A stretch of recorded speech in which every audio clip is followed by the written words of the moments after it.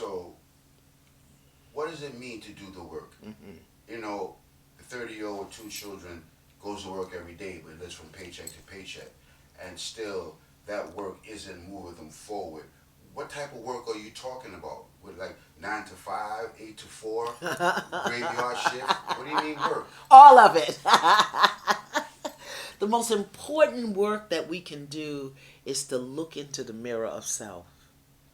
What we're thinking, what we're feeling, what we believe, what we see as a possibility. So many of us never take the time to investigate our internal landscape, and that's where everything is happening. Everything is happening. You know, you said a mom with two kids, yeah? Those kids, she didn't get them from the supermarket. They didn't pop out of a bag. They grew within. Life grows from the inside out, but we are conditioned to try to create life from the outside in.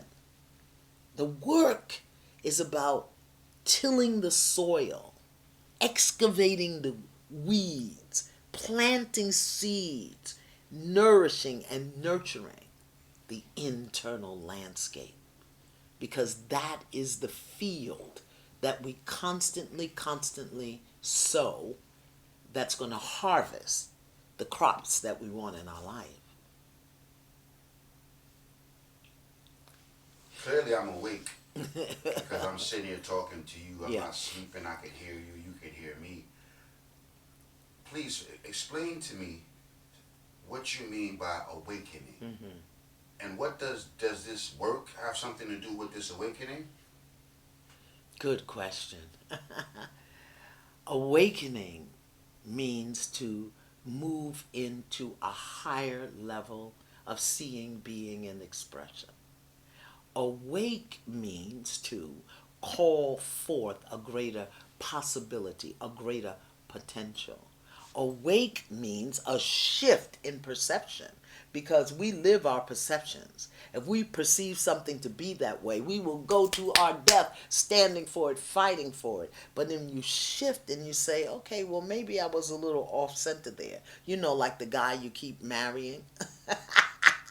Your perception was a little off. You were banking on his potential and he ain't doing nothing now. So to awaken means to go deeper, to live fuller, to experience more, to express at a higher level. Awakening is about, it's like upping your wattage.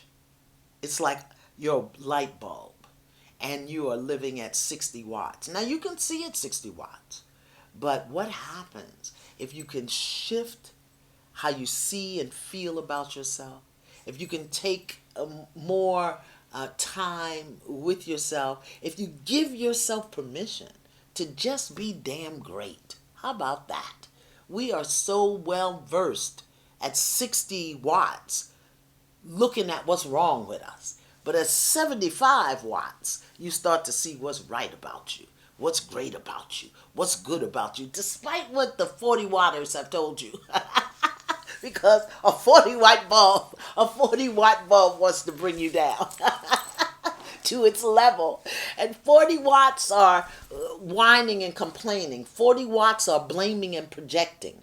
40 watts are making you responsible for what they need to do for themselves. And at 60 watts, you're probably spending most of your time taking care of things and people that are beneath you. See, at 75, you start to shine. And you can be a three-way bulb too, you know. You can have 50, 100, and 150.